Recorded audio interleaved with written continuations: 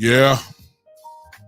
What's going on, everybody? What's going on? Yeah. Everybody, welcome. What's going on, everybody? To the one and only. Everybody, welcome. Big Time Show podcast that is being seen and heard live as we speak on Podbean, on Facebook, on to the one and only YouTube. I'm sorry, Big Time Show on podcast. Twitch and on Twitter, and my goodness, on the replay is being heard on Tumblr and Pandora and iHeartRadio. Pretty much Google Podcasts, pretty much wherever you can get a podcast, you can hear me. What is going on, everybody? I'm presently sharing for those that are coming in. I hope that you will share. And of course, let me throw one more in. Of course, I'm being seen and heard live right now on the Spotlight Sports Network. Of course, that's first and foremost, obviously, because they picked up the show or allowed me to put the show on their network. And of course, I'm appreciative of that. I got to tell you before I even get started that I'm irritated. Okay, there's no sense in me lying about it. It's no sense of nobody trying to tell me how I should feel.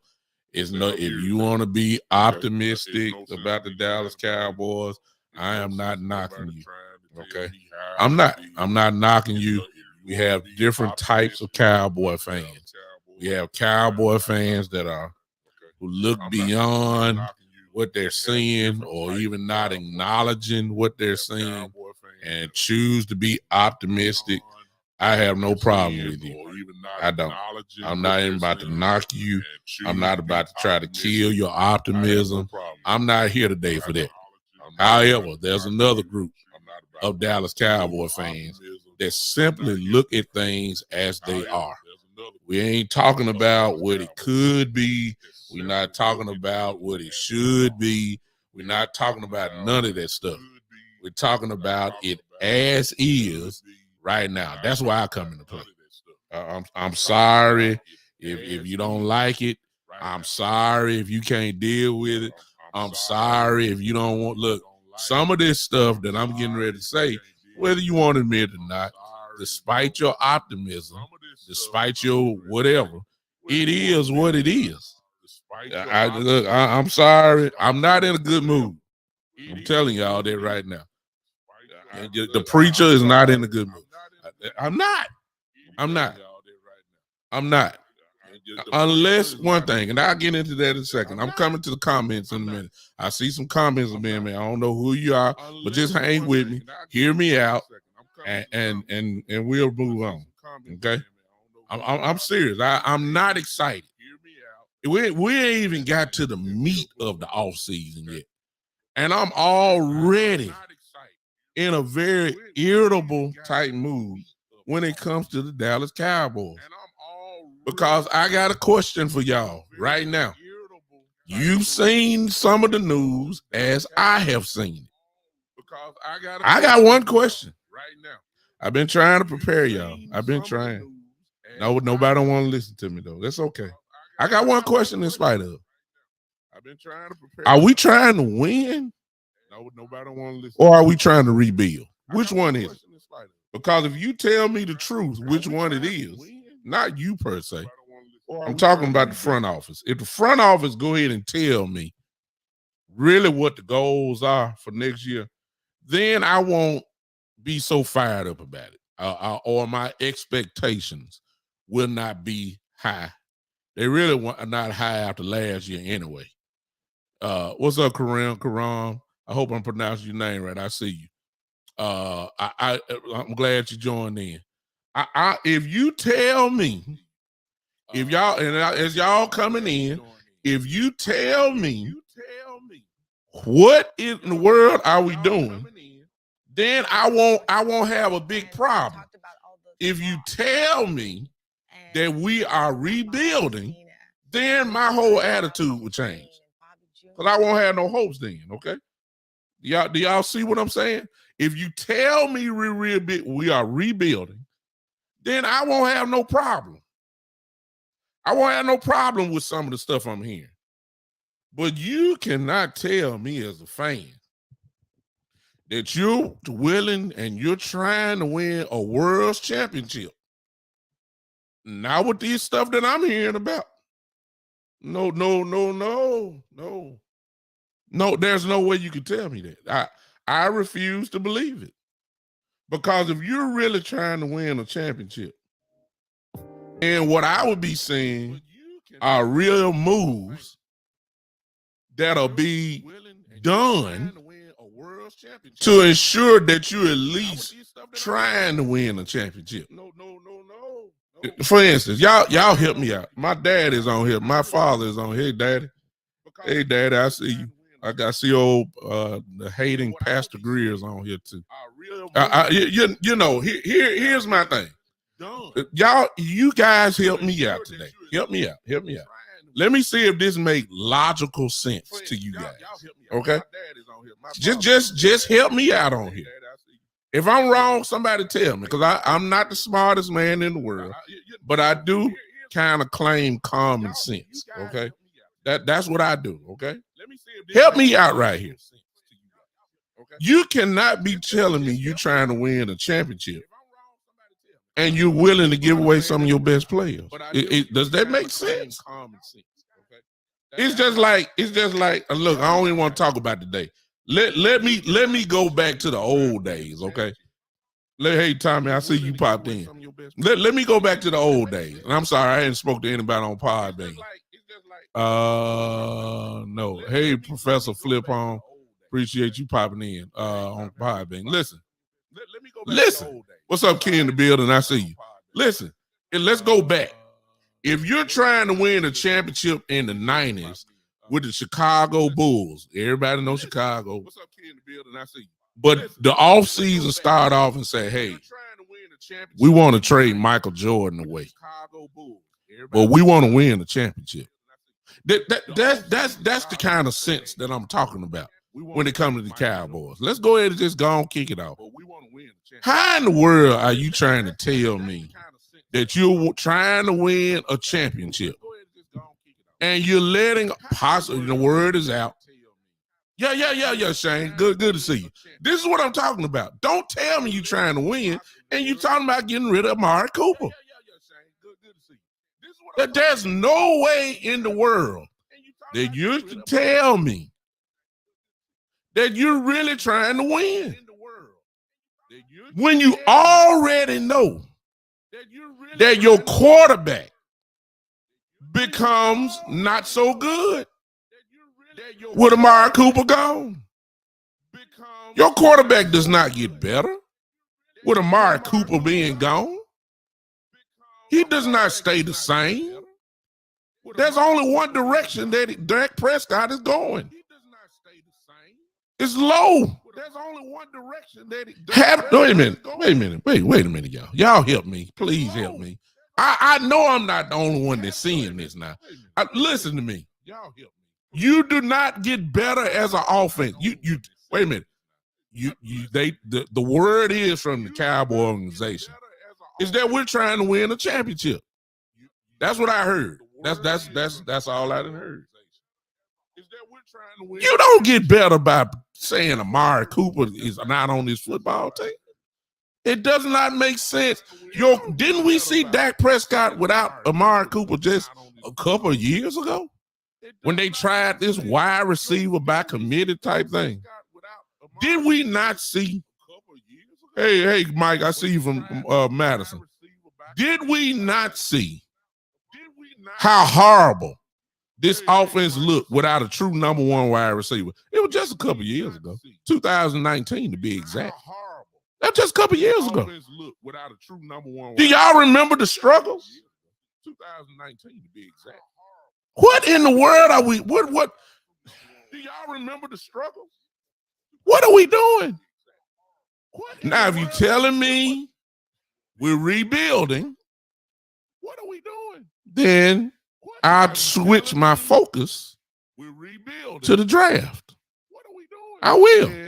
I got a couple names of guys I think would be, fit well, and you tell me we're rebuilding and all that, then I will concede and I will move to the draft and start saying, okay, if we're gonna play it this route, we need to get this young guy in. There's a lot of potential there. They can grow with this guy at this position. And I won't say nothing if you tell me we rebuild it. But you can't closet tell me we're trying to rebuild while telling me at the same time we trying to win a world championship. You can't do that to me. Now you might get away with that to other Cowboy fans. See, I'm too old now. I've been a Cowboy fan a long time. Have seen championships. Know what it took to get there. I've seen the Cowboys win. And I've seen how we are right now. And then I also know when somebody's trying to put smoke up my butt. I believe the Cowboy Nation is getting played. Stephen Jones. I hope y'all paying attention. Because this is how it's going to be. When Jerry Jones either retires or leaves this earth, it will fall into the hands of Stephen Jones. And based off what you have seen from Stephen Jones and his mentality on building the football team, I'm here to tell you before it even gets started, we are in trouble. I'm here to tell you before y'all can. I know this is hurting some of y'all optimistic Cowboy fans, and some of y'all gonna say, big time. Listen, you don't need to say that. You're not a Cowboy fan. I wish one of y'all would tell me I'm not a Cowboy fan. I wish you would. I've been a Cowboy fan since 1977. My daddy on here right now, I think. My dad is on here now. And my daddy will tell you that. So, no, sir. My star will never be turned in. So I'm qualified. I feel like I can go ahead and just say whatever it is, what I need to say. We're in trouble, y'all. Stephen Jones has a bad history. Stephen Jones let go of Dez Bryant because it was money time. Stephen Jones let go of Terrell Owens because it was money time. Some of y'all gonna say, well, it was Jerry that did that. No. It's Stephen Jones. I've been trying to tell y'all all the time.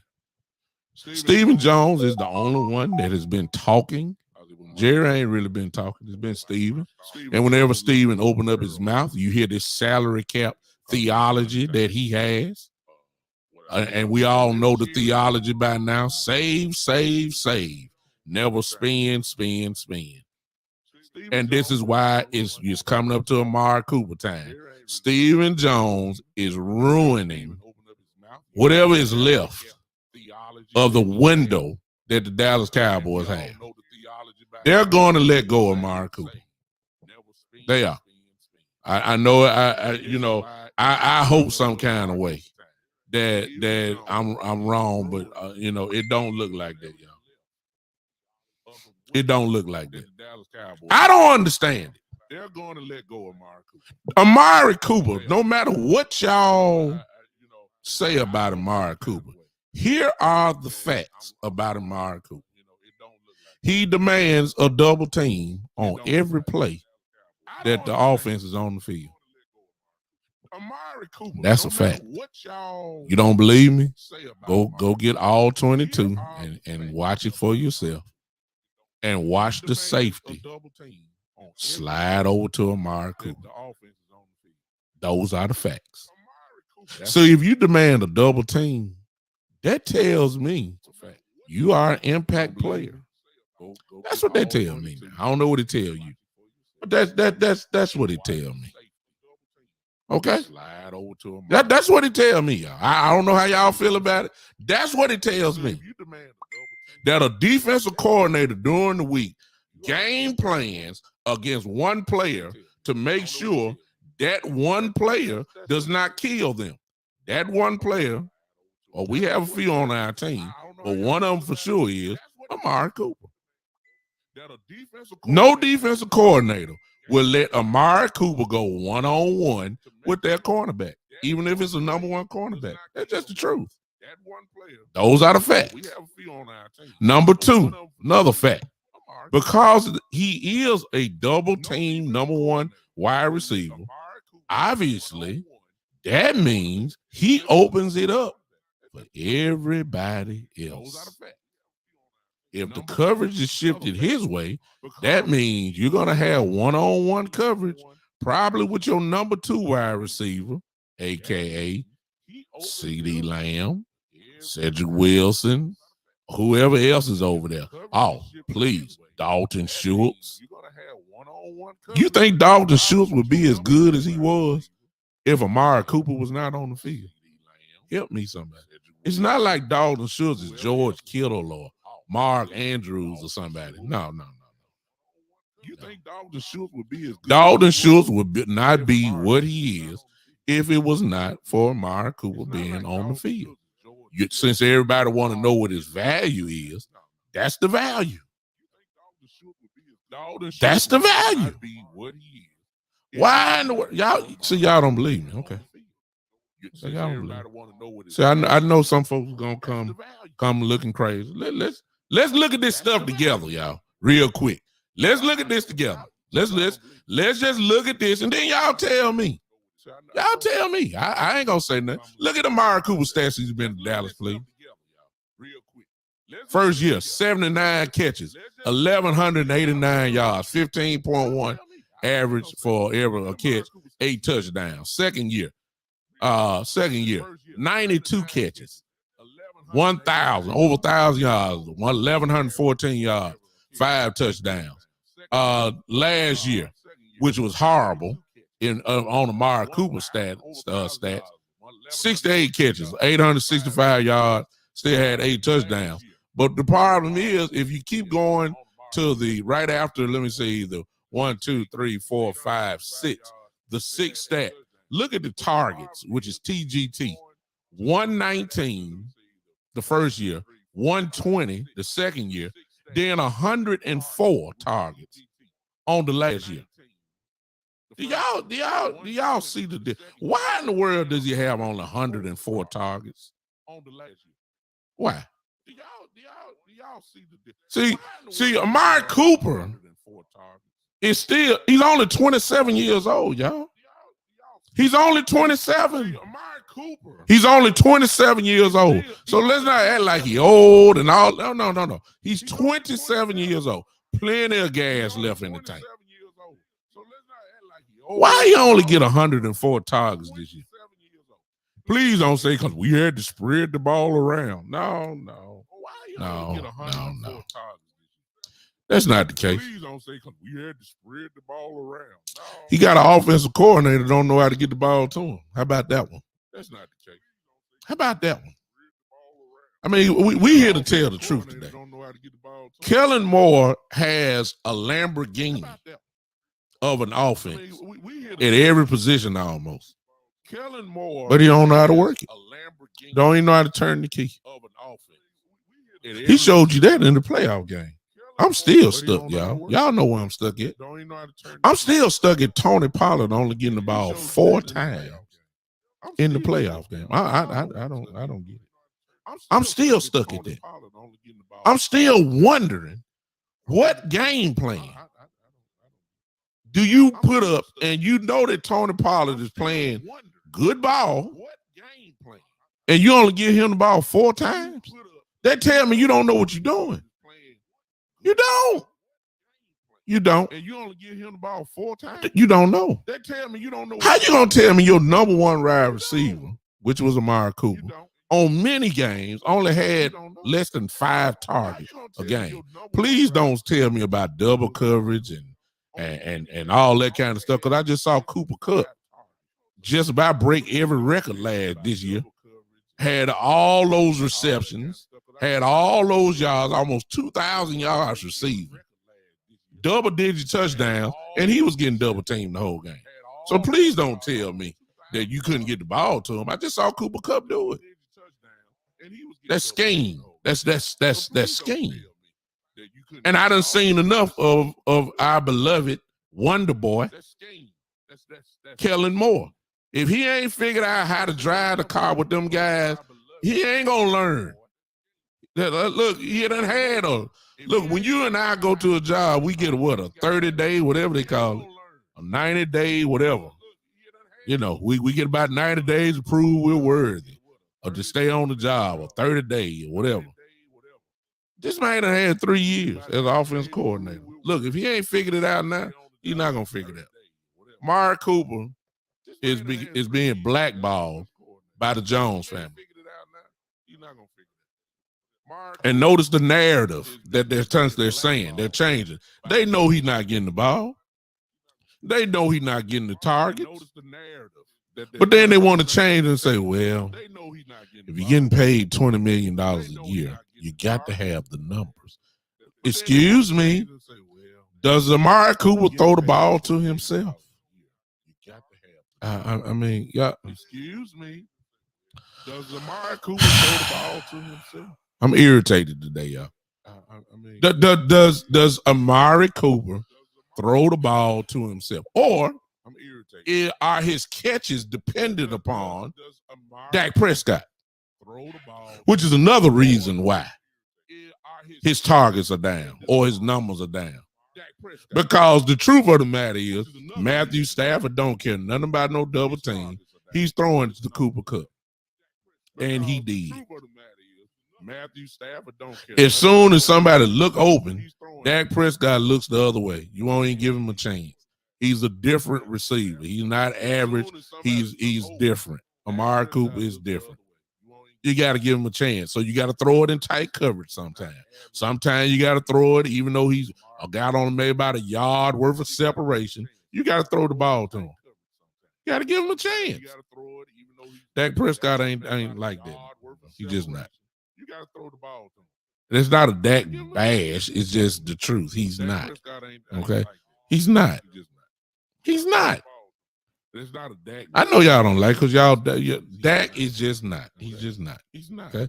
He's not. He's not. He's not. He's not a gunslinger. He's not that guy. And so you go down from there. So how are you blaming Amari Cooper for his production or lack of production and acting like it's his fault when he ain't throwing the ball to himself? He's not calling plays and acting like it's his fault when he ain't throwing the ball. I don't understand. Are we trying to win or rebuild? So you're going to take away Amari Cooper, and now you're telling me that CeeDee Lamb is ready to take over. And now you're telling me. Here's the truth of the matter. I don't know that. Guess what? Here's the truth of the matter. And they don't either. I don't know that. Guess what? Guess what? And us fans don't know either. And they don't either. We don't know. I don't know that. Guess what? We ain't seen him in that position before. And just because he got the number 88 does not mean that he's a Hall of Fame wide receiver. It just means he's wearing the number 88. That don't mean that he's the man. He's just wearing number 88. That's all it means. That don't mean that he's I make it even plainer for you. Just because he's wearing 88 does not mean he's Mike Irvin, Drew Pearson, or Dez Bryant. And I even throw in this one. Some of y'all done forgot. How about Antonio Bryant? Now, if you're a Cowboy fan, real one, then you know what I'm talking about. Antonio Bryant was the truth also. I don't know what CeeDee Lamb can do. I don't know. I ain't seen him in it. I don't know how defensive coordinators are going to attack CeeDee Lamb. I don't know if they're going to double team him. I don't know if they're going to shade coverage. I don't know if they're just going to put him in cover 2 and say, hey, we'll take our I don't know what they're going to do. I ain't seen it yet. I haven't seen CeeDee Lamb play without Amari Cooper yet. I don't know what it's going to look like. But evidently the Cowboys, because if y'all remember when CeeDee was drafted, y'all remember how Jerry was talking about it, how much he believed this dude is going to live out the legacy of the 88 and all that kind of stuff. So they really just believe that he's ready now. Hey, I don't know. I know he better learn how to stop dropping the ball so much. I know that. Hey, I don't. Yeah. How about that one? I know he better stop dropping balls. I know that. How about that one? I don't know if he's ready or not. I see you, Joe. That's just everybody's guess. You know, everybody said, man, look, the CD had over 1,000 yards receiving. CD had over 88 catches, not 80 catches. And CD made the Pro Bowl. CD really didn't make the Pro Bowl, y'all. CD got to the Pro Bowl by default. You know how he got to the Pro Bowl? Because somebody else said they weren't going. Which means to me, that's a default Pro Bowl selection. Anytime you going to the Pro Bowl because somebody else decided, hey, I don't want to go. All that means is you didn't make the team at first. So really, are we really counting Pro Bowl selection when you get it by default? I don't want to hear that. I ain't giving you no credit. Yeah, he had over 1,000 yards, but check this out. Was his 1,000 yards because of the coverage that was shading towards Amari Cooper, which left him one-on-one a lot? Is that the reason why CeeDee Lamb got over his 1,000 yards? Can he get 1,000 yards when all the attention is on him, though? I don't know that yet. Got over his 1,000 yards? Can he get 1,000? See, we don't even know that because there's really no history of it.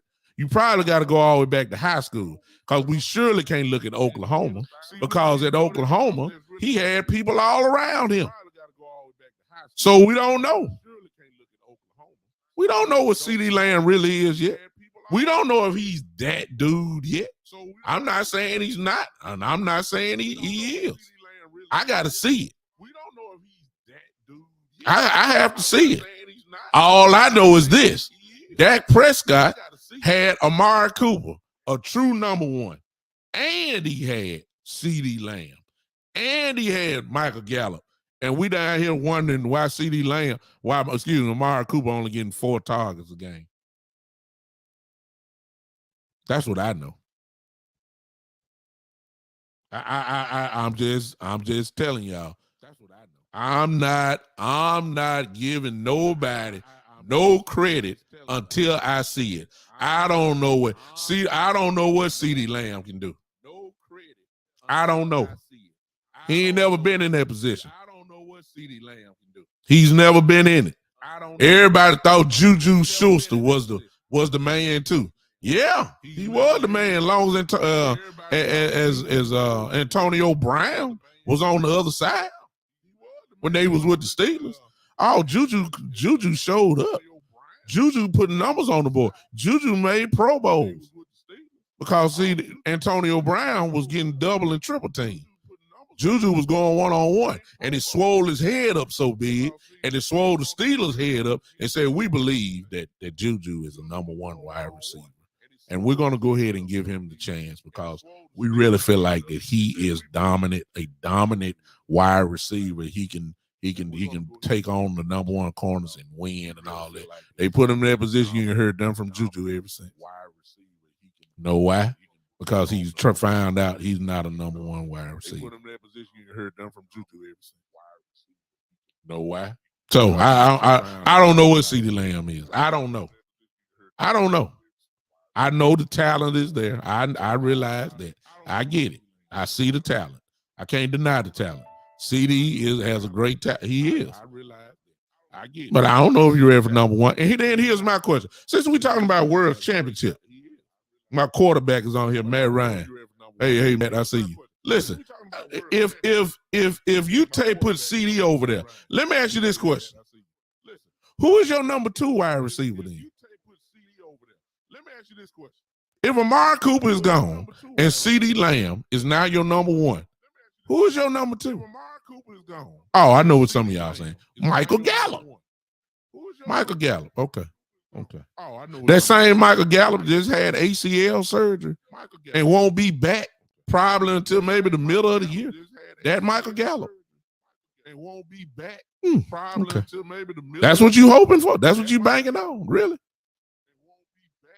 Oh, okay. That's what you banking on. A guy coming off a PCL and an MCL total tear, both of them, and won't get tested in practice. He won't get tested in preseason. Even if he was ready, he would not be doing all that during that time. The first contact for him is going to be in a game. And you really telling me you think that that's your number 2 wide receiver? You know, they think he's going to be, I see you, Mike. They say you think he's going to be ready at the beginning of the season. Okay, that's fine. Okay, really? You know, they think he's going to be, let's throw this in since we go on that route. Okay, watch this. The Cowboys reportedly, or it's been leaked out, that they offered Michael Gallup a contract. Good old Stephen Jones. That they offered $5 million, 5 years, $30 million, average out to be $6 million a year. Are you kidding me? This man ain't never really had a contract before. He's been injured and he's coming back. And you're trying to do the Cowboy discount for Michael Gallup. And supposedly Michael Gallup said, y'all do it way apart. That's because Michael Gallup is not giving you a Cowboy discount. You're going to have to pay for his services, and I can't blame him at all. So which leads to this question, y'all. Since the Cowboys say $6 million, and if they're letting go of Amari Cooper, and supposedly Michael Gallup now becomes a priority, what you gonna pay for him? Okay, and if you have to pay for him, well, let's just say this. What if, because listen, please don't try to throw logic in with Stephen Jones. Okay, let's just stop it. Because logic and contract and paying guys big money, that's really not what Stephen Jones does. And we all know that by now. So what if, let's play the what if game. Because that's all y'all doing, because you don't know what Mike Gallup gonna do either. Let's play the what if game. What if the Cowboys lose Amari Cooper and Michael Gallup in this offseason? What y'all gonna say then? Amari Cooper and Michael Gallup in this offseason. It's not no guarantee that Michael Gallup gonna sign here. I want Gallup to get as much money as he needs. It's not no guarantee. And please understand, y'all, there will be some teams that will gladly overpay for Michael Gallup services. There will be some teams. There's no doubt. There will gladly. There's no doubt. Y'all know that. So if the Cowboys, let's just say the Cowboys, increase their offer and say, okay, Michael, we're going to offer you $8 million. And let's just say a team like maybe the Jets or a team like the Patriots who need a number 1. Let's just say that they're willing to say, hey, we'll pay you 10 over here. Which one you going to take? Let's just say that they're willing to say, hey, we'll pay you 10 over here. Which one? Michael Gallup got to check. Look, if he signed as a free agent, he's going somewhere where he knows he has a quarterback. Okay?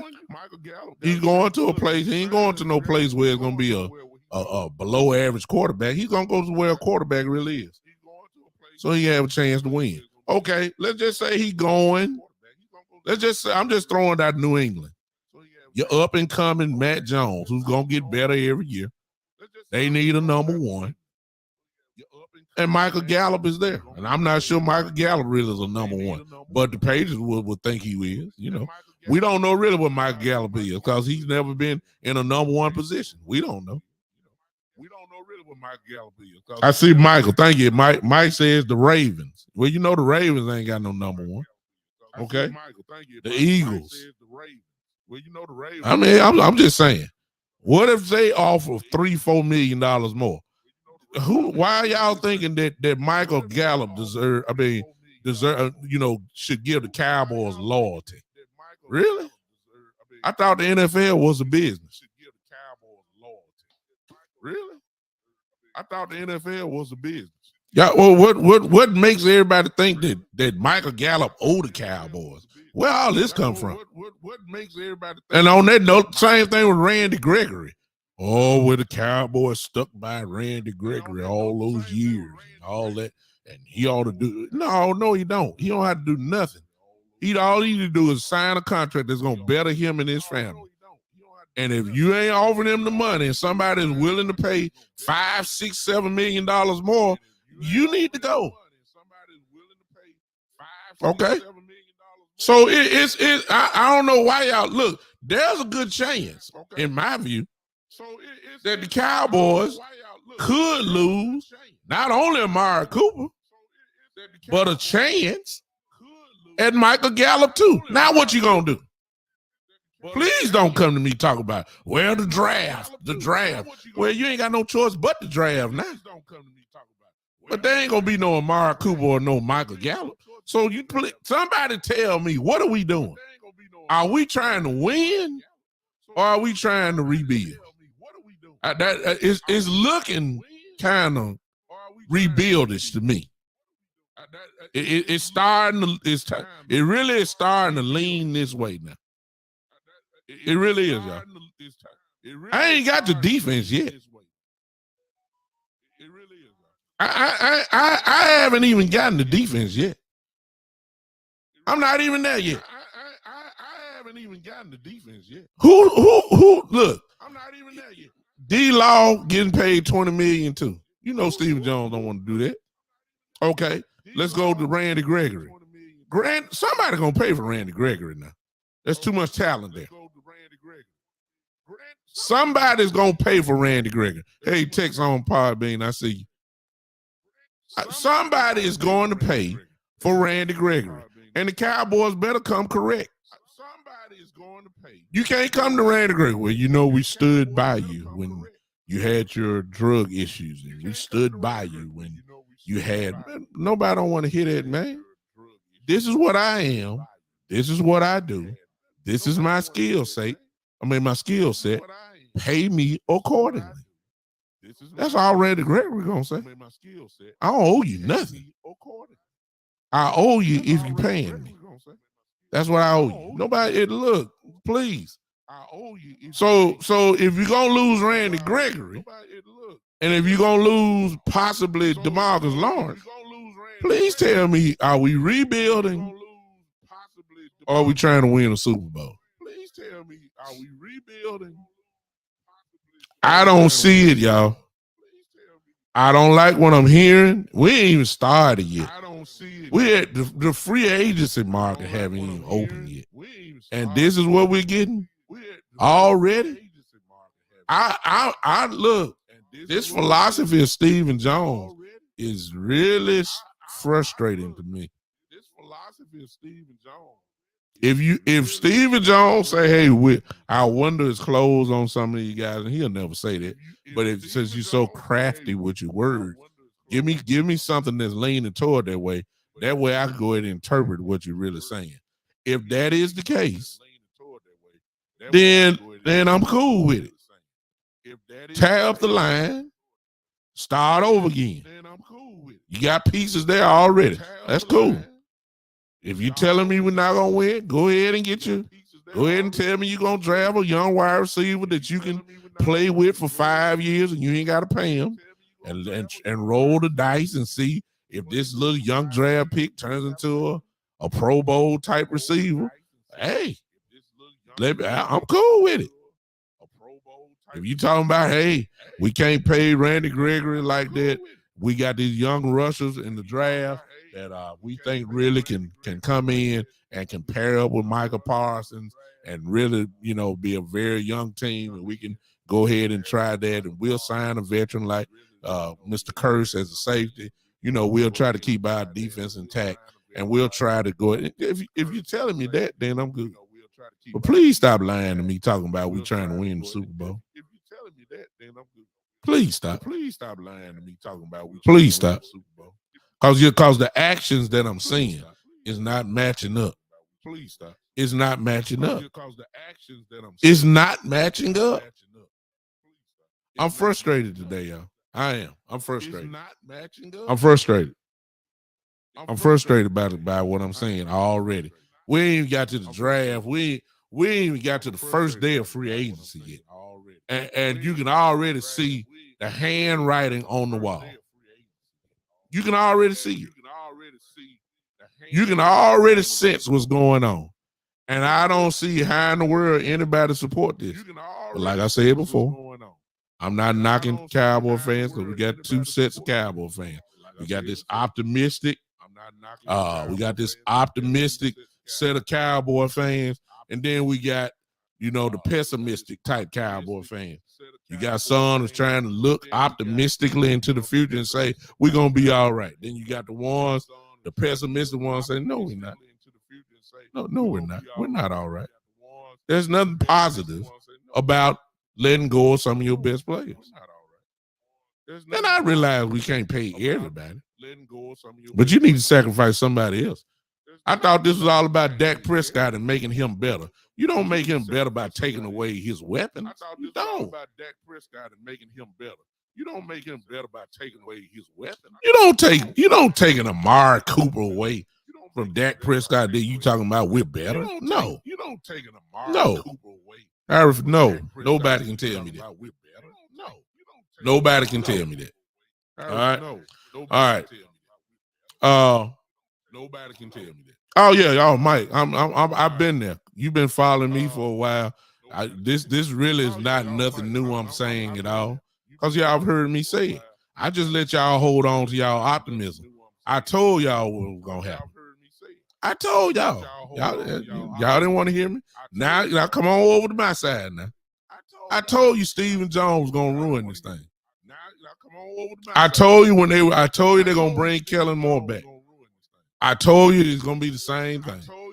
I told you they're gonna bring. The only thing that we got really going on this team right now is Dan Quinn. And the hope, or watch this, the optimism that we believe that Dan Quinn is gonna make this defense even better than what it was last year. That's the only thing we got. Matter of fact, I'm going on record right now before it gets started, before any draft pick comes, before any free agent is signed. I'm telling y'all right now, mark it down. The Dallas Cowboy defense is the unit that is going to have to carry this whole team next year. Is the unit that is going to have to carry this whole team next year. Well, somebody saying, "Well, man, wait a minute now." Somebody gonna say, "Wait a minute now." You do realize that our offense was number one in the league. The year before that, we were 2 and 3 or whatever in the league. And Kellen Moore must be doing something right. The year before that, we were 2 and 3 or whatever. Kellen Moore must be doing something against bad teams. Score 30 against bad teams. Can't score 10 points against a good team. Score 30 against bad teams. Can't score. Y'all okay. Okay. Y'all don't want to tell the truth today. Huh? Okay. Okay. Okay. Hey, Tex. Y'all want to tell. Let me read on Podbean what Tex said. I'm gonna catch up with y'all. Wait a minute. Tex on Podbean says, "Bring Randy back. Cooper is gone. Unfortunately, I'm sure. Of course." Tex said, "I think D-Law will stay and Cooper will go." Tex said they will sign Randy back and possibly Hooker. Let's get ourselves an O-line with that first pick and go from there.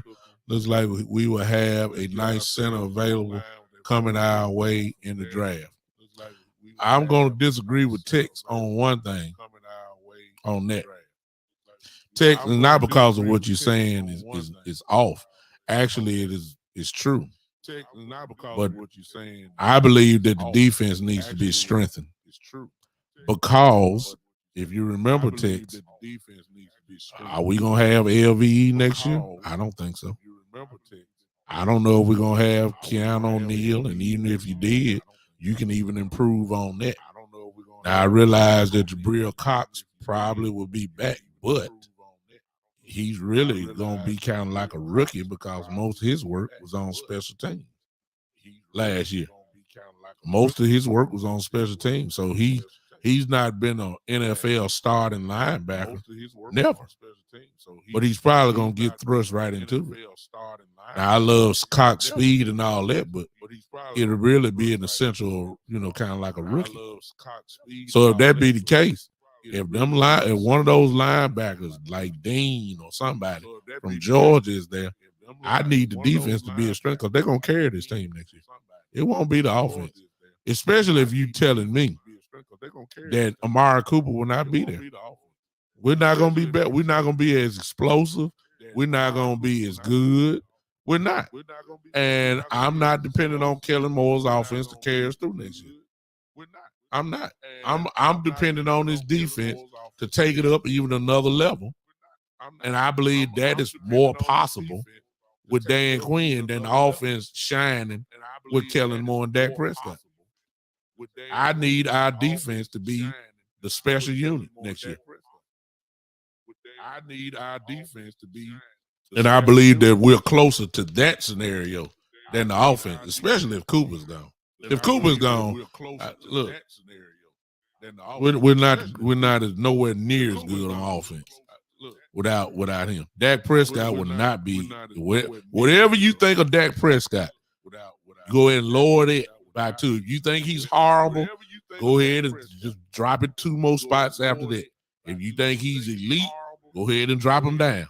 If you think he's just good, go ahead and drop him down a little bit. It's not talking about going up. He's not that guy. Plus, you don't want Dak really doing that anyway. The goal is for the running game to take over. But, we don't. Let me go to that. I've been saying it all the time. I don't know what our offensive line can do. Let me go to that. I've been saying it all the time. Because Kellen Moore never called no running plays.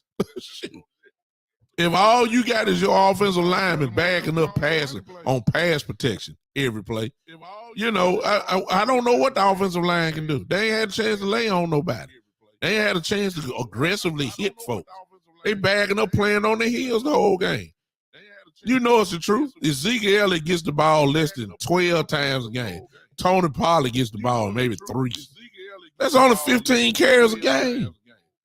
But Dak Prescott throws it 40-plus times. Come on, tell me what the offensive line can do. Only thing that I can say is, okay, they can pass block, pretty decent. Only thing that I can say is, that's all I saw. I don't know what they can do running the ball. He never called the plays. That's all I saw. Or Dak, or blame Dak, or Dak checked out of him all the time. Whichever one you want to do. Or Dak, or blame Dak, or Dak checked. I'm just telling the truth. Y'all look at how many times a game Zeke Elliott had the ball. You'd be ashamed less than 15 times a game, 10 to 11 carries. Pollard get the ball 3 times. And then everybody talking about, we have no running game. Yeah, because we don't run it. Yeah, no, I agree. We don't have a running game because we don't try to run it. We put the ball in Dak Prescott's hand. I don't know what my offensive line can do. We put the ball in Dak Prescott's hand. I know what Connor Williams can do in pass protection. I know he going to hold because I done seen it enough. I seen Tyron Smith. He going to hold every now and then. I seen Lyle Collins. I know what they're going to do pass blocking. I don't know what they can do running. I don't know. I know what they're going to do pass blocking. I don't know. I don't know what they can do running. I don't know. All I know is Kellen Moore is the offensive coordinator. What we learned last year, that Dak Prescott has power at the line to check out of plays and check into plays. Somewhere between those two is the reason why we didn't run it. It's either Kellen or Dak.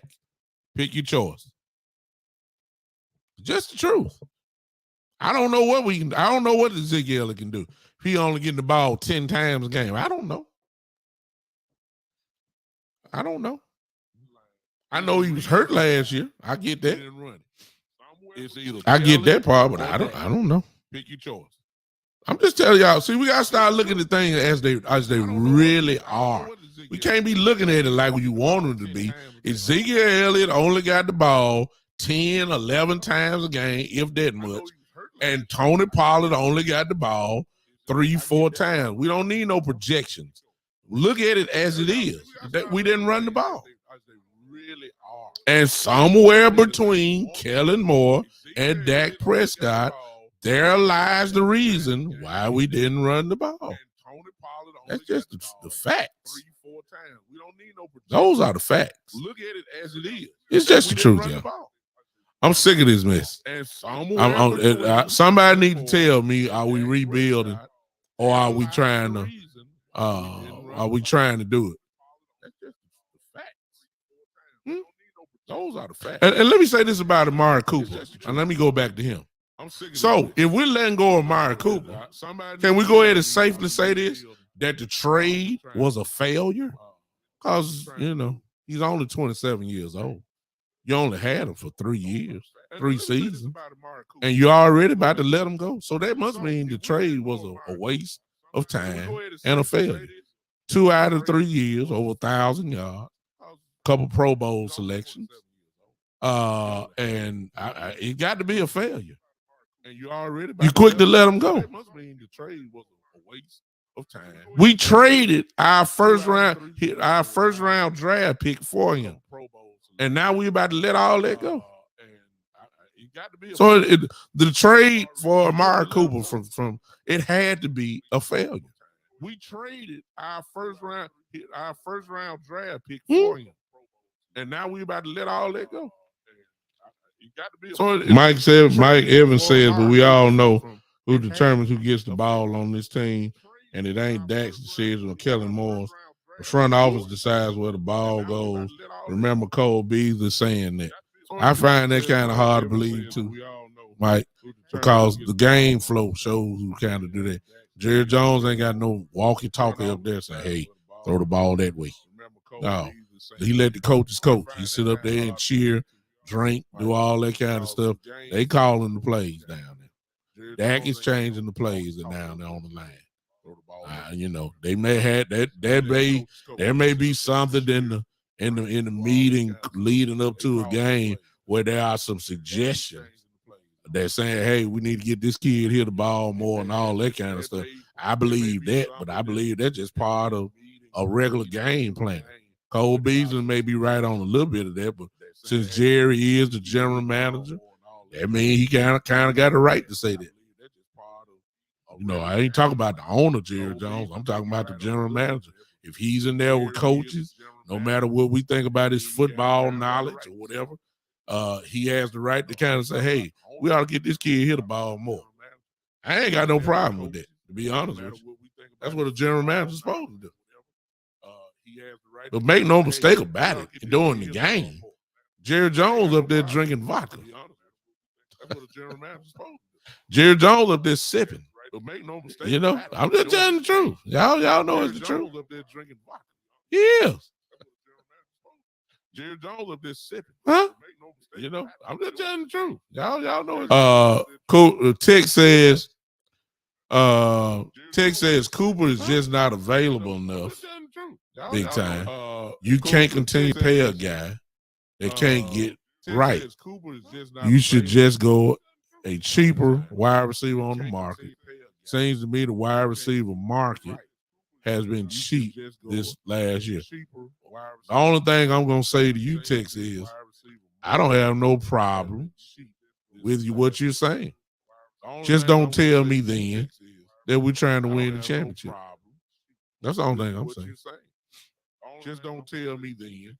See, the window for the Cowboys for trying to win really big is still somewhat there.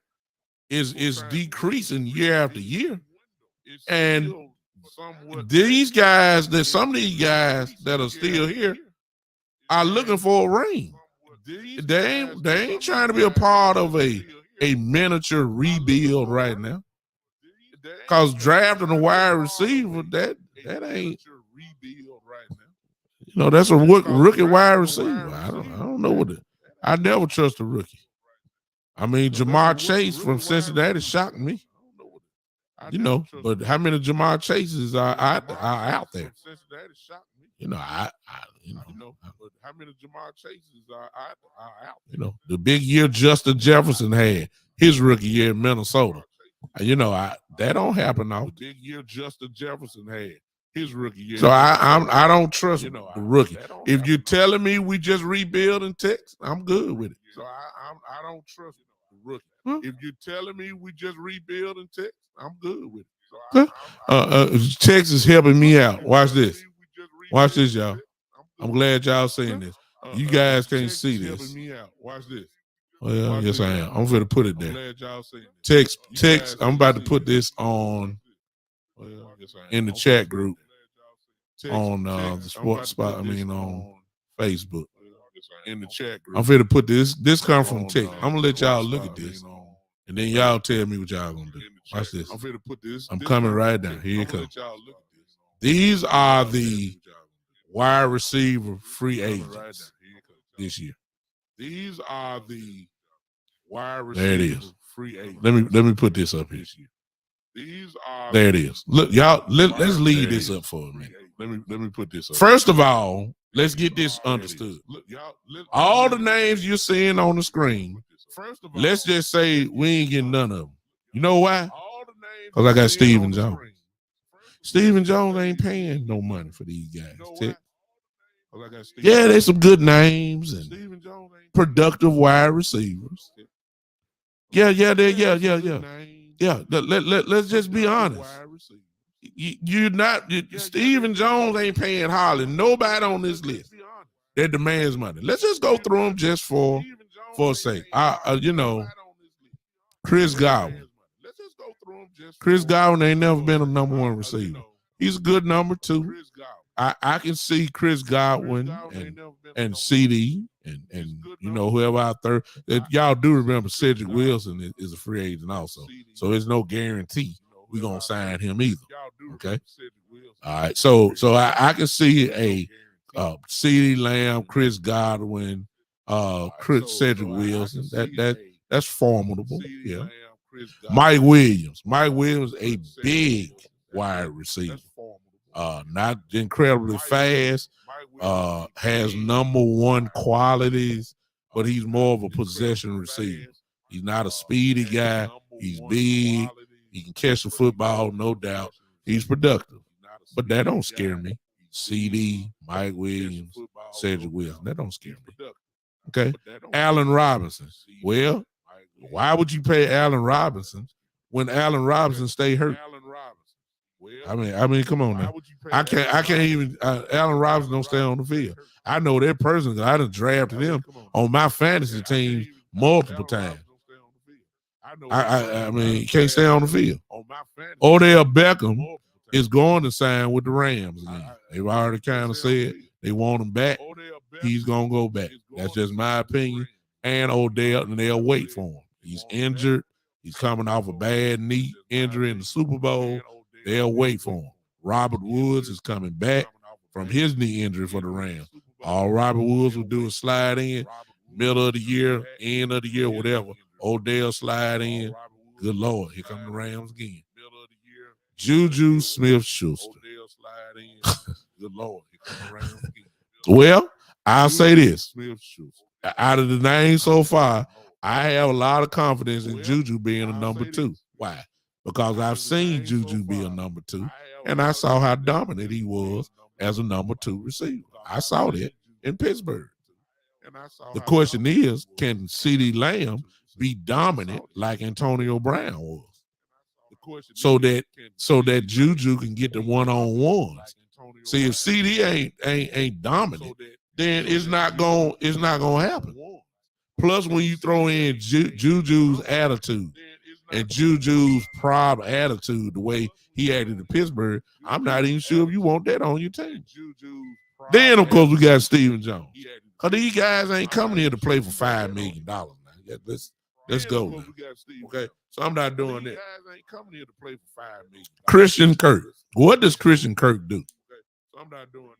All Christian Kirk do is just run past folks. That's it. He ain't done nothing in the league. All Christian Kirk do is just DJ Clark. That's it. DJ ain't done nothing. I ain't saying he ain't good. Will Fuller. He ain't good. He just stay hurt. So out of all these guys here, I might give consideration to Chris Godwin, Mike Williams, and you know, Juju gonna be on his best behavior coming in now. He'll come in and lie to folks and say, you know, I've learned from my mistakes. And I've understood, and I get it. I'm good now. I'm a better man now. I'm a better person now. You know, you're gonna say all this stuff. You know that. I can't do it. You know, he gonna say all this. Huh? You know that. I can't do that. Yeah, yeah. I don't get it. So what I'm saying is, you know, number one, I believe Cooper is gonna be gone. That's ridiculous within itself. But it's not a guarantee Michael Gallup gonna be with us.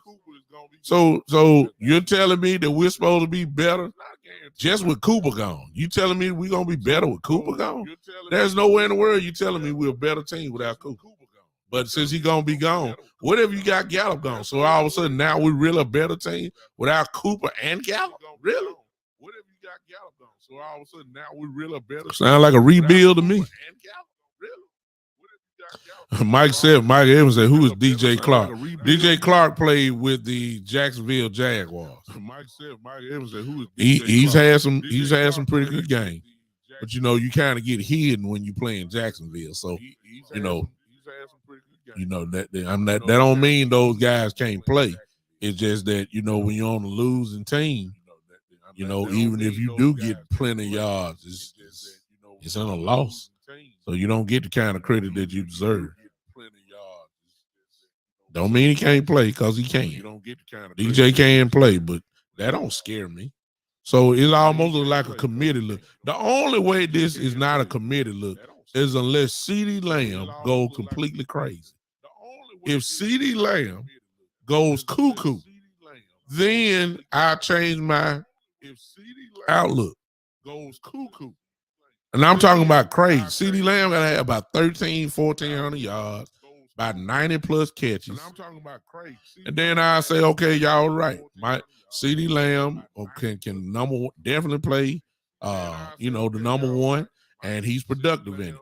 But I got to see it first. I just can't say because he was drafted high, and, you know, because he got all these yards in the slot and all that kind of stuff. And I can't give CeeDee Lamb that type of credit yet. I got to see it. I can't give CeeDee Lamb that type of credit. Terry slipped in a comment. I seen it all the time. I just ain't gonna say it. And this way y'all really gonna get mad. Terry said, plus add average Prescott, can't get him the ball. Now that's where the divide line gonna happen with Cowboy fans right there. Because some of you believe that Dak Prescott is a top 5 quarterback. I heard y'all say that at the beginning of the year. I wonder, do y'all think he's a top 5 quarterback now? I heard y'all say that at the beginning of the year. Mm-hmm. Yeah. I wonder, do y'all think he's a top 5 quarterback now? Mm-hmm. I wish I could have wrote down all these folks that was on my podcast show saying Dak Prescott was a top 3 quarterback, top 5 quarterback. Where everybody at now? Where everybody stand on that now? Mike Evans says, yes, he is. He's a top 5 quarterback. Mike Evans says, yes, he is. I'm not going to knock nobody's belief. Let's just say that those that believe that they are in the minority. Let's just say that. Those that believe Mike Evans believes that he is a top 5 quarterback. Let's just say that. It's not too many that's going to side with him on that, but I appreciate his stance. They say that he is a top 5 quarterback. I don't know. They say that he is a top 5 quarterback. No, I don't know. Well, that's his opinion, and whatever his criteria is, that's fine. But I believe a lot of people that said he was top 5, they ain't saying that right now. They're not. They'll give him top 8, maybe top 10. They done see the emergence of Josh Allen, the emergence of, yes, even if some people don't even need to see no more. Some people think that Joe Burrow already done passed him. That's what a lot of people think. A lot of people think Justin Herbert has passed Dak Prescott. That's what a lot of people think. Seriously. A lot of people believe Josh Allen is way up there now. A lot of people believe that Lamar Jackson is better than Dak Prescott. Is way up there now. I just named the young pups. I ain't even got to the, to the ones that we know is better than Dak Prescott. I ain't even got there yet. A lot of people believe that Matthew Stafford is better than Dak Prescott. A lot of people believe that Matthew Stafford. Don't ask me. I know something else. What do I think? Don't ask me. Don't ask me. Don't ask me. I know something. Don't ask me. I don't even want to get into that debate. Because see, all I gotta say is, who would you rather have on this team with this weaponry we have? I just throw some of the names out and you tell me who you want between them and Dak Prescott. And be honest. I ain't ready to do that now because I don't want to get into that. And be honest. But what I do want to do, I don't want to get into that. Be honest. Okay. But what I do now want to do is go ahead and open up the phone lines because I didn't talk too much. Some of y'all know. I just want to know the question. The question at hand is this: are we rebuilding secretly, or are we trying to win the world championship? Which one? Somebody help me. Somebody help me. Call line is over 901-654-6853. If you're on Podbean, you can press that call in button and I'll answer that as well. But go ahead if you want to, say whatever it is that you got to say. It's open for you right now as we speak. Call in line 901-654-6853. I done talked over an hour. I'll let you guys close the show out. Are we really trying to win? Or are we secretly on the sly rebuilding? Because, see, the Cowboys will never admit it because they know that it'll turn the fan base off completely. It would. So they're not going to admit that. Are we really trying to retool even younger than what we already are? Or are we really trying to compete for a Super Bowl? Which one is it? 901-654-6853. The phone line is open now. 654-901, I'm sorry, 901 area code. 654-6853. It's open. If not, I'll go ahead and continue to talk briefly about what we're seeing. It's almost like every day you be looking at your phone because you're expecting more and more drama. The Cowboys leaked that information to Adam Schefter and to Pro Football Focus and all the other big name reporters. They leaked that out so they can start trying to prepare the fan base for what's getting ready to happen. That's why I went to Adam Schefter. It's real. See, when Adam Schefter says that, you can go ahead and start putting your money on. Some of the reporters you kind of question and wait and see.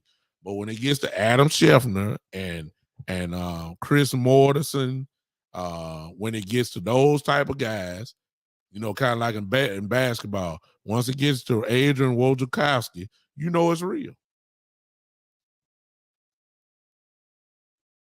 When you start seeing some of the Cowboy guys that work for the organization starting to say the same things about Amari Cooper, and that somebody has leaked it out so they can go ahead and tell the folks to try to prepare him.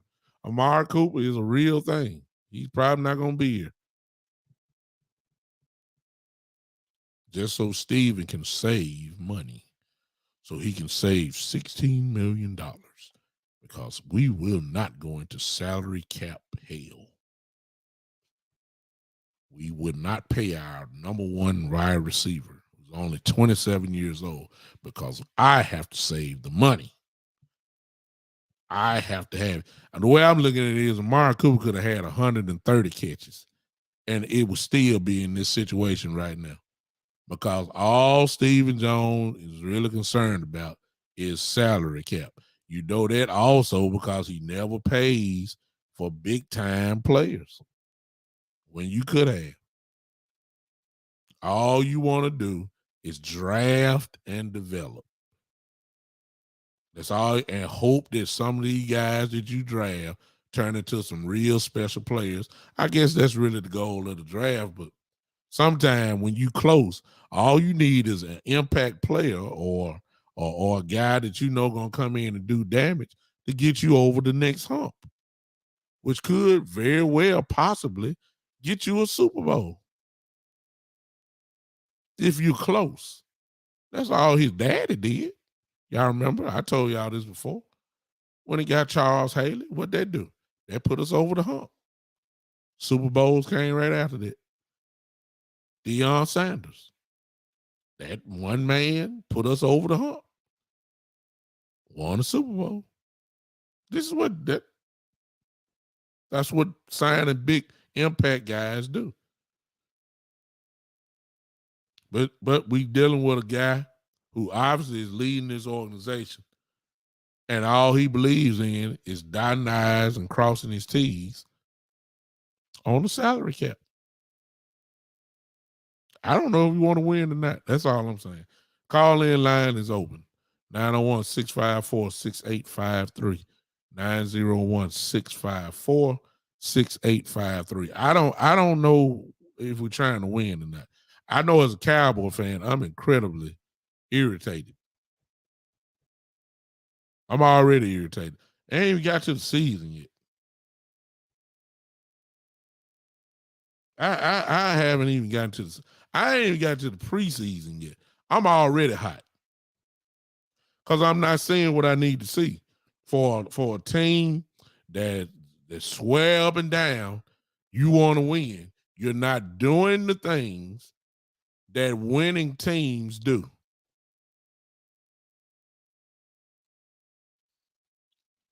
Kermit's in. Kermit says the Dak haters can tell you a million things he's not doing or can't do, but we had 5 Hall of Famers point to coaching. We saw Dak get Cooper the ball plenty of times, especially in Cooper's first 3 years here, laying your coaching in front office. Kermit, you coming in later. I already done said that. I said that is you got an offensive coordinator that has a Lamborghini car, but don't even know how to turn the key on. This offense was loaded at every position almost, and you still didn't know what to do with it. And we're not going to solely put it on Kellen Moore, Kermit, as I said earlier, and it's just the truth. When I was talking about, I don't know what the offensive line can do because we never ran the ball. When you look at the stats of Ezekiel, how many times he got the ball in the game, and how many times Pollard got the ball, and then you put that against how many times Dak threw the ball. I don't know what the offensive line can do because they've been pass protected the whole game. Anytime Ezekiel only gets the ball between 10 and 12 times a game, and Pollard gets the ball between 3 and 5 times a game, and you done ran the total for the whole game, probably 13 to 16 times a game between the two of them. That tells me you ain't running the football. So I don't know what my offensive line really can do because they only ran the ball 16 times. That means the offensive line go forward, hit guys forward, lay on them, all that. Long as they doing pass blocking the whole game, because Dak done throwed it over 40 times, I don't know what they can do. I don't know. Now, I said this, Kermit. I said this, and this is just the facts. We learned last year, we already knew Kellen Moore was a play caller, but we also learned for sure that Dak Prescott had the power to change plays at the line. So here's the fact. Between those two guys, Kellen Moore and Dak Prescott, is the reason why we didn't run the ball. Can't blame it on nobody else. That's just the truth. Between Kellen and Dak, pick your choice. Problem mixture of both. That's the reason why we didn't run the ball. Joe says Jerry Jones had 3 Super Bowls. Now the only thing he cares about is building up his empire. I don't think that's the case, Joe. I really don't. I really don't. I think Jerry wants that attention spotlight. He wants to win, but what he has done he has conceded the power to his son. And his son does not think like he did. He's not a risk taker like Jerry was or is. And what you're seeing, this organization resemble the ways of Stephen Jones and really not Jerry Jones. That's what I'm seeing for the last, 5, 6, 7 years. They lean heavily on Stephen Jones and Will McClay. Jerry Jones ain't watching no tape of these guys. Jerry Jones ain't watching no real film.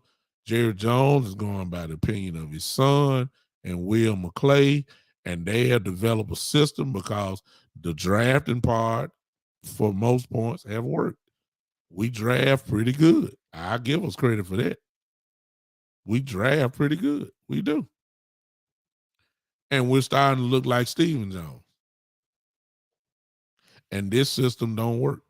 His system does not work. Now, when I got teams like the Rams pushing all their chips to the table, the Buccaneers a couple years ago pushed all the chips to the table, and both of them won the championship. And we started trying to draft and develop. When all you had to do was go get one other impact guy. That's all. Go get you one good defensive tackle. Put him there between Gregory and Lawrence and Parsons. Give me a defensive tackle that's nasty. And I bet you we would have had an even better defense. I mean, just as simple. So I can't give this team credit where it don't deserve it. I think we're rebuilding. They just ain't said it. You can tell by the moves. And if we're rebuilding, thank you. Just let me know. And my expectations for this team will not be high at all. We'll just be battling to try to win the division. And if you're telling me win division, maybe that's the ceiling for next year. But don't tell me nothing about no Super Bowl now, because I don't see no Super Bowl moves. I don't see Super Bowl moves. So I ain't thinking Super Bowl next year. They're going to have to show me, because right now, you showing me that you trying to, you're just trying to get by next year. Maybe you think because the division is so bad. +1 919 648. All right, I got somebody calling in. Michael Evans. Oh, man. To accept, press 1. To send a Hold on, voicemail, y'all. press 2. So I just think we're rebuilding. I got my guy Michael Evans on, who has called in, and he is here now. And let's see what he got to say about this situation. What's going on, Mike? How you doing, Mr. Douglas? I'm good, man. I'm so aggravated and frustrated with this whole thing. I don't even know where I start, but I am going to address these. At least there are two things I need to address. The first thing about this thing about Dak not being a top 5 quarterback. I want someone to name me 5 starting quarterbacks in the NFL, not named Aaron Rodgers, not named Patrick Mahomes, Josh Allen, Matthew Stafford. Even though what has he done up until this year? Now that he got traded to a loaded football team who pretty much sold out,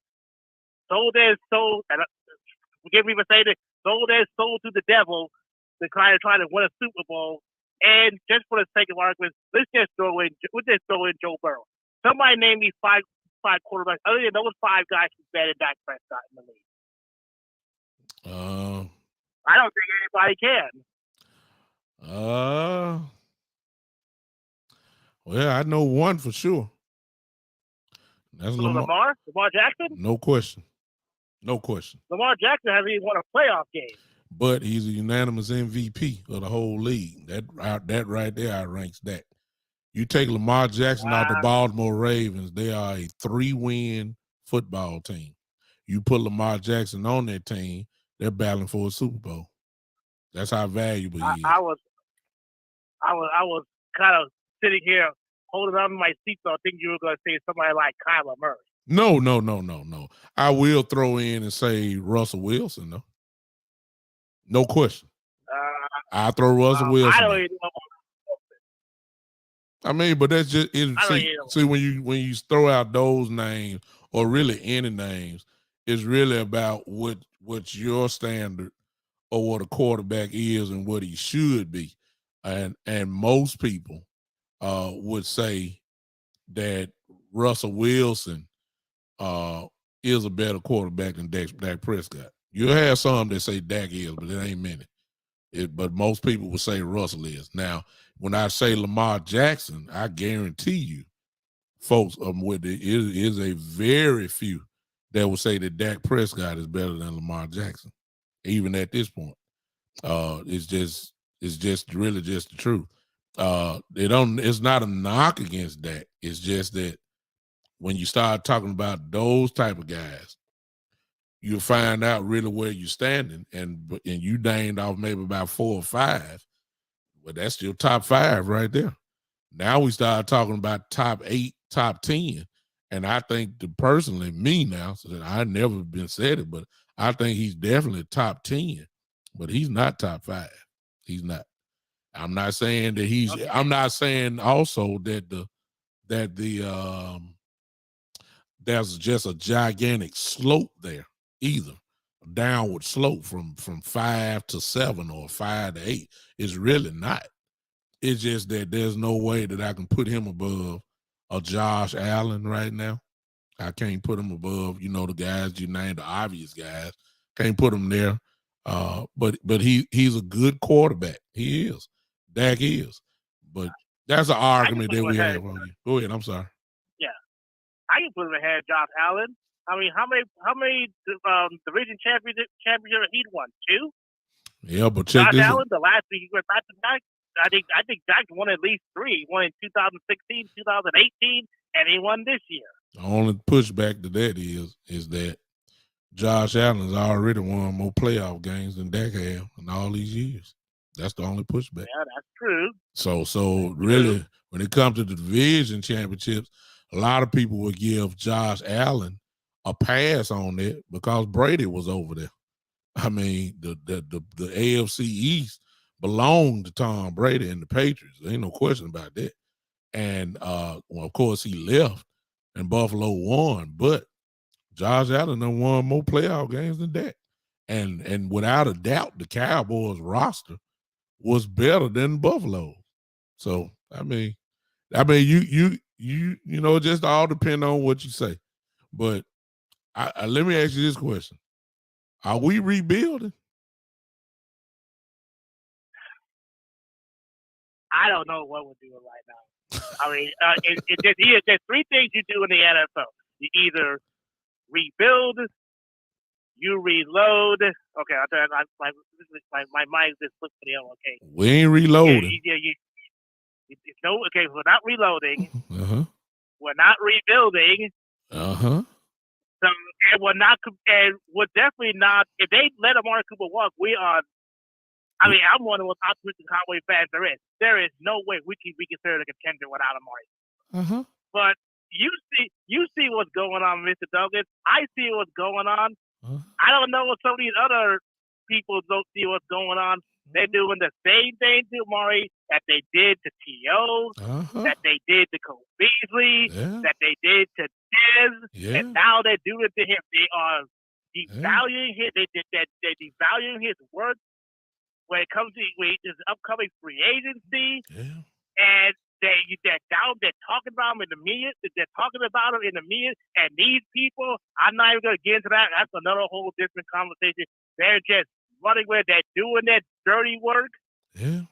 And just putting this stuff out there day after day after day after day. Yeah. Now, what I don't understand is, well, let me just switch topics.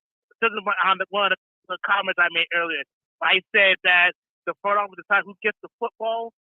Well, do you remember the interview that Amari did during the season where he was just going up all the targets he was getting? Yeah. And I believe that's why I say I think the front office decides where the football goes. Because you see what they're doing. They're pushing CeeDee Lamb to be a number 1 receiver. They want that number 88 to be the man again. Mm-hmm. They do. That's what they want, and Amari is the best route running receiver in the league. And but you're right. If they let him go, there is no guarantee Michael Gallup's going to re-sign here. He already said he wants at least $12 million, and they offered him $6 million, and he is not giving a hometown discount. No player wants to give a hometown discount to anybody. Get your money when you can, because your next play could be your last. Exactly. So you need to get it. You need to get it while you can.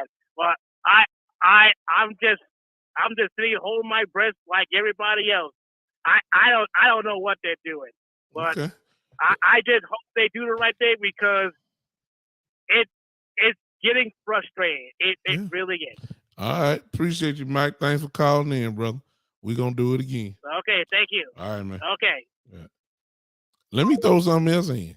Thanks, Mike, for Michael Evans for popping in. He's a faithful guy to the podcast. Let me throw this in, y'all.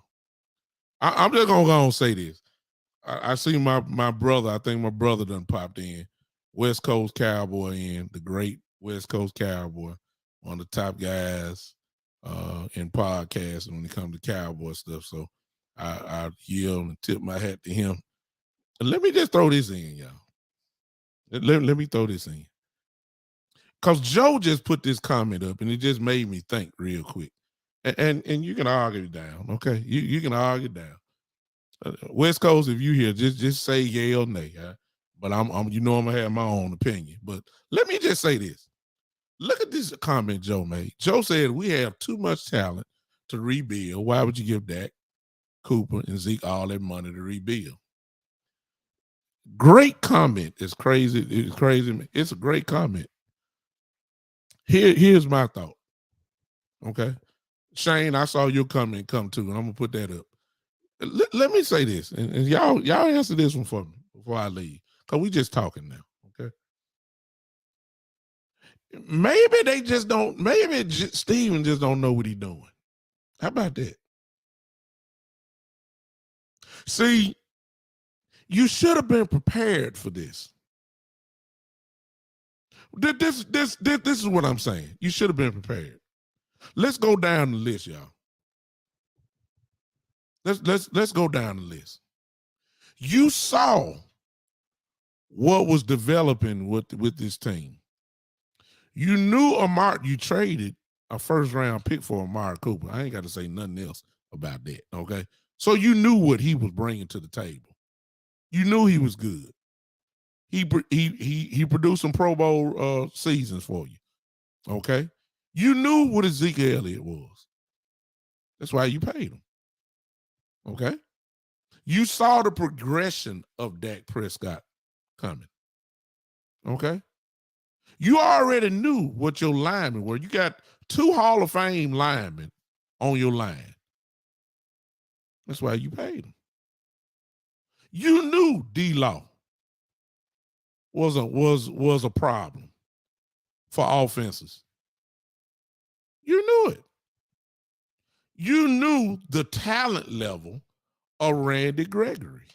I ain't say the production. I just said the talent level. You know that he can do things that other people can't do. And when he was on the field, what you thought of him showed up. Okay? So you got all these guys. And now you want to talk about it's a salary cap issue? Why didn't you do things? Why didn't you do things? Why didn't you do things to prepare for this day? Now you feel look like a fool. I'm sorry, I'm convinced. Now you feel look like a fool. Because now, forget Cooper. I believe Cooper's gone, which is dumb in the first place. You don't, your offense does not get better by letting go of Cooper. Let's stop it. But how you know you ain't about to lose Gallup now? You knew Gallup, you knew what Gallup brought to the table. You knew when his contract was coming up. And now you're depending on, because he's injured, you think he's supposed to give you a deal. Man, please. So now you look stupid because you're going to lose Cooper and possibly Gallup in the same year.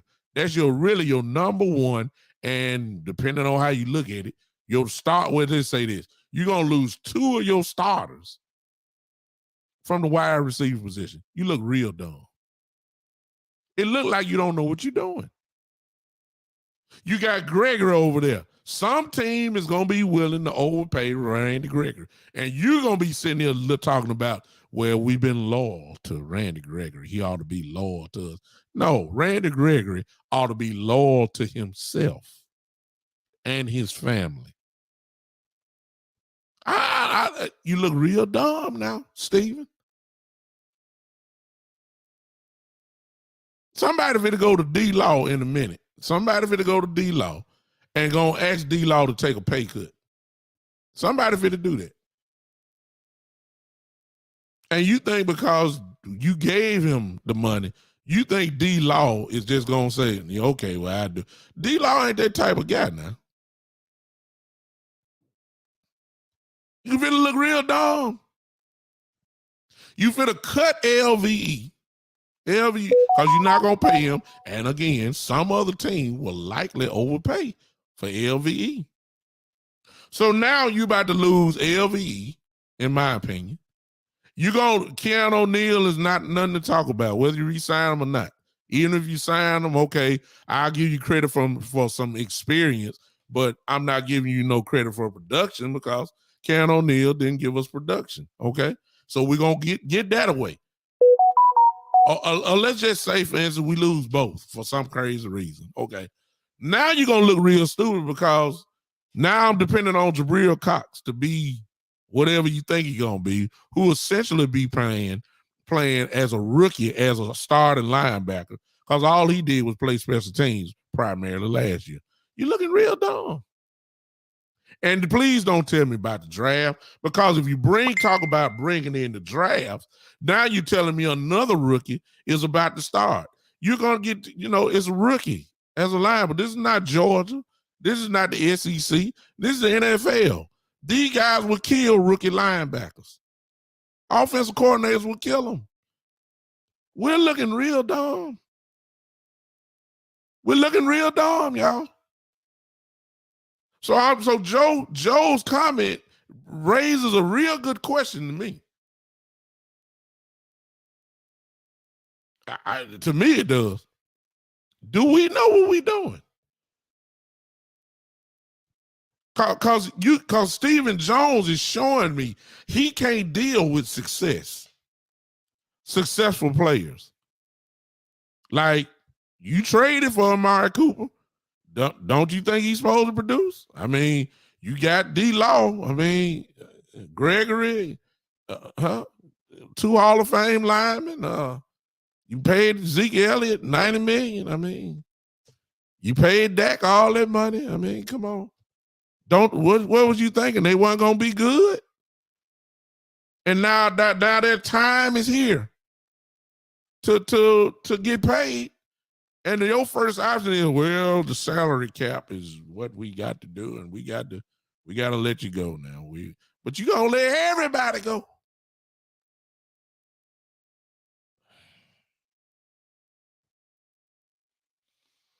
West Coast, are you still on here? Let me see if my guy on. West Coast, are you still on here? Just say yes or no. Are you on here, man? Cause just answer my question. Because you put more time in than I do. Just tell me, are we silently rebuilding?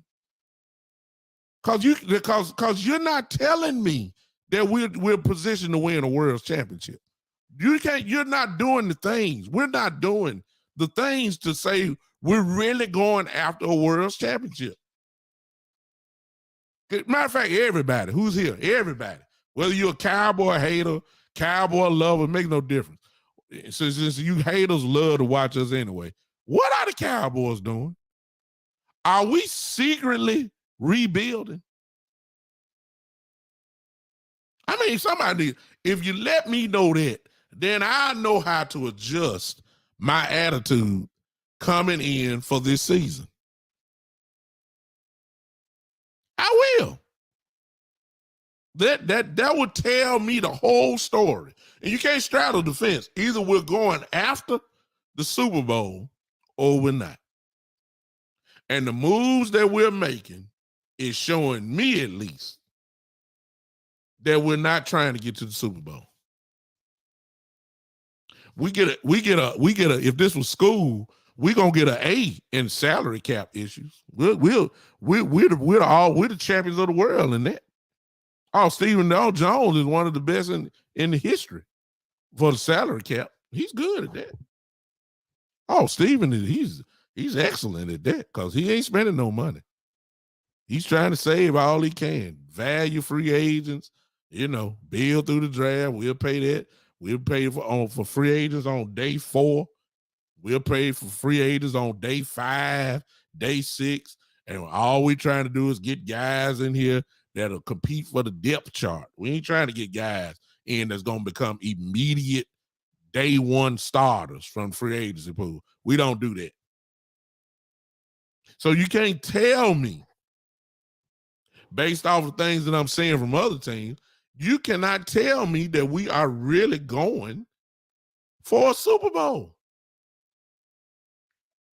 It just look like to me we're just trying to be competitive. That's all I'm saying.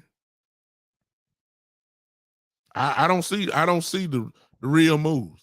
The moves that I'm hearing about that we're getting ready to make is telling me that y'all can go ahead and just get ready for next year. This year here gonna be a wash. That's what it's telling me. Anytime you telling me about Cooper leaving, the possibility of Gallup being gone, the possibility of D-Law or Gregory, or maybe even both, because D-Law is not going to take a pay cut. And usually what happens with us is when that happens, y'all know what happened. The player gets released. So it's not out of the question to say that D-Law may be gone. I believe they're going to go after Gregory anyway. Huh? So you can't tell me that we're really, now if you're telling me we're just trying to win the NFC East, okay, then, I guess we got a shot at that. Okay. If you tell me that the window on this team is closed, then I will accept that. The moves are showing me that you believe that the window is closed. And I've been saying it anyway, but just don't tell me you're trying to win now. I don't want to hear that. I don't want to hear that. I don't want to hear it. I'm saying differently. I see frustration on the way, y'all. I see total frustration on the way. You guys go ahead and get excited about the draft. Okay, God bless you. Let me know who we drafted. How about that? Y'all tell me. Because see, the last few years, I done seen us draft first team All-Americans, and all they do is play special teams. Brandon and I, y'all forget, that was the first team All-American. That was a pass rusher. Didn't even get on the field. So I don't get excited about that. Y'all tell me who the people are, and I ain't gonna even waste my time. I'm frustrated. I'm frustrated. Y'all tell me who we got. I'll say, okay, all right. I'll look them up and watch a little film on them and say all that. But y'all can't tell me now that things are. Y'all can't tell me things are what it is. I can't do it. I'm sorry. I want to be optimistic, but I can't. I can't be optimistic. I'm sorry. Not what I'm saying.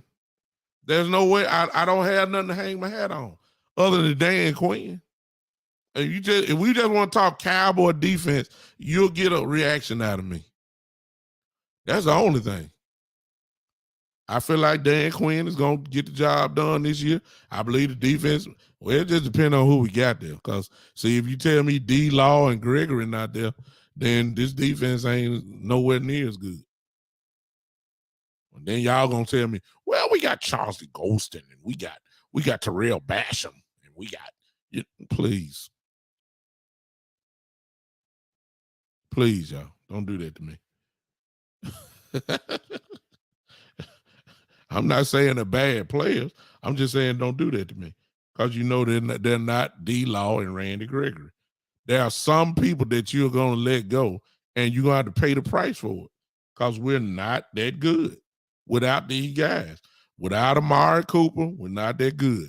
Without Gregory or D-Law, we're not that good. Even if you sign Gregory, without D-Law, we're not that good. We're not. We're not. We're almost through, y'all. The call-in line is open. Again, the call-in line is open. We're going to close it out. 901-654-6853.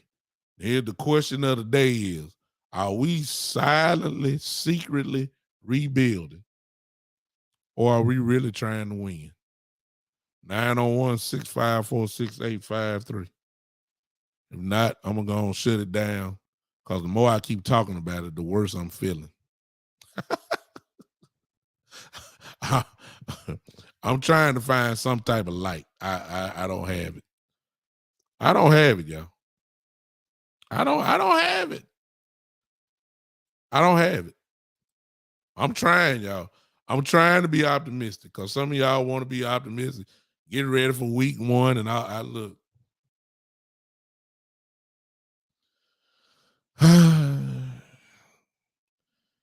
901-654-6853. If not, listen, I'll see you guys on Monday.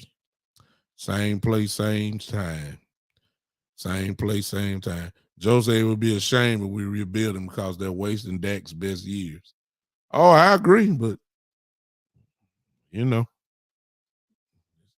when you look at it, once you look at what Steve and the John, I mean, what we're doing is just not, it's not showing me that we're going higher.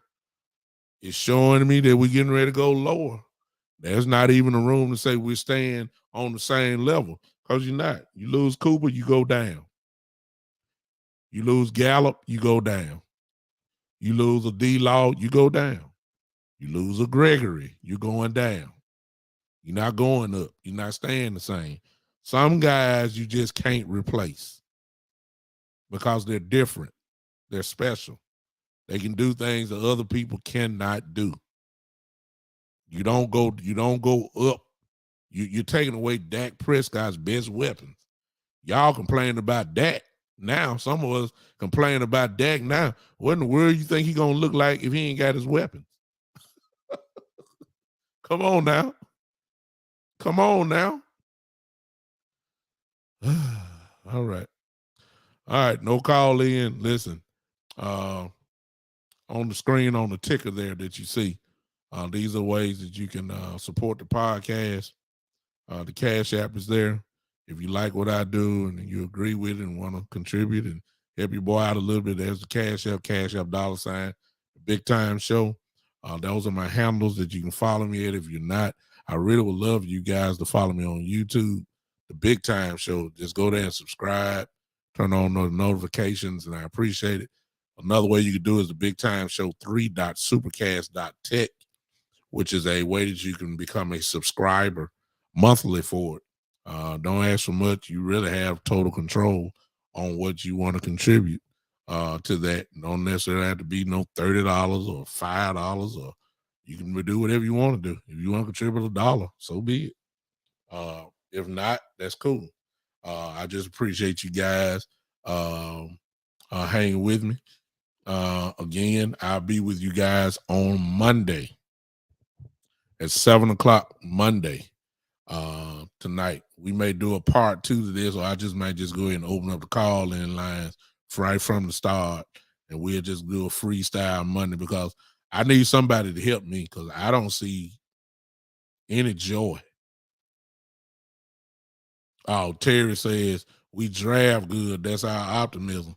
My only pushback to that, Terry, is, I mean, there are some spots on our team that you already know the guys ain't gonna play. Like, everybody wants us to draft linemen. Okay, if we draft a tackle, when he gonna play? See, y'all forget. I mean, Tyron Smith. I mean, we know he's gonna get hurt. Okay, let's just use him for instance. We know Tyron Smith gonna get hurt. Okay, but his backup is Steele, Terrence Steele. There ain't no rookie for the start over Terrence Steele. Okay, if you talking about Lyle Collins, Terrence Steele can play both tackle positions. So if you draft one in the first round or second round, when is he gonna play? We still ain't seen Josh Ball yet. The guy that we tried to get last year. Connor McGovern has to play. I'm just saying. I mean, if we draft a lineman like everybody want a lineman, when he gonna play? Tyron Smith, they're loyal to Tyron Smith. They're loyal to Zach Martin. I would say Lyle Collins, but they're not. Lord knows they showed loyalty to Connor Williams. I still don't get that, but I think they fed up with him. At least I hope so. Where the guy gonna play? Okay, so I need impact guys, immediate. Terry said, "Take Cooper away, and Dak is a one-leg man in a butt kicking contest." That's what I'm talking about. There's no wide receiver in the draft that will have the impact that Amari Cooper has. No wide receiver in the draft. There's no wide receiver that will make the impact that's in the free agent market that Cooper has. Nobody. What made Dak Prescott what he was or is the weaponry that was around him. He's not a guy you say, hey, throw the ball 50 times and we're going to be good. No, you want Aaron Rodgers throwing it 50 times. You don't want Dak Prescott doing it.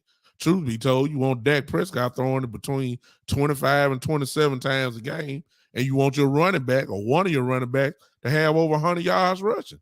That's when Dak is most effective. That's what you want. So, oh boy. I'll holler at y'all guys because I'm starting to look. The more I talk, the more frustrated I'm becoming. I don't know who's thinking about taking away this man's weapons and think he gonna be better. It just don't make any sense to me at all. But we'll talk about that on Monday at 7:00. Once again, meet me here, 7:00. I'll be here. I might be so frustrated. I mean, I just about need to go talk. I just need to switch out, be honest with you. Look, I just need to go and talk about my Lakers. Uh-oh. Can't talk about the Lakers. That's frustrating too, ain't it? Well, I can't win either way. I can't win either way. I can't talk about my Lakers. I can't talk about the Cowboys. It's a depressing time for me in sports right now. It really is. I'm really depressed. I'm becoming depressed talking about the Cowboys because I don't understand the front office at all. I don't understand my Lakers. They just out there. All right, y'all. I appreciate it. Thank you everybody on Podbean for listening. Thank you everybody that was on wherever you listen to me from. I appreciate it. I will see you guys on Monday at 7 p.m. Central Time. Until then, let me get this last comment out the way. Somebody said something. Joe, who is that? Joe said, get Jerry Jones on the show so we can slap him around. Jerry don't want to come on here because Jerry ain't going to answer questions. I ain't got time for him dodging and giving me stories about 1964 and all that. I want y'all that. Man, why are you letting your son run this organization in the ground? Answer that. We ain't talking about money. We talking about winning now. Why are you letting your son do this when you see what's going on and you know this is not the way you would do things? Why are you letting this happen? So he ain't gonna answer that. That's why he ain't gonna come on here. This is, ladies and gentlemen, I appreciate y'all. We'll see you later. 7:00 Monday morning. Monday evening, 7:00. This is. Hey, because you coming in late. You got to come in and just rewind, man. Go on, watch me. We got to rewind and watch me. Until then, y'all, 7 o'clock Monday. This is the Big Time Show.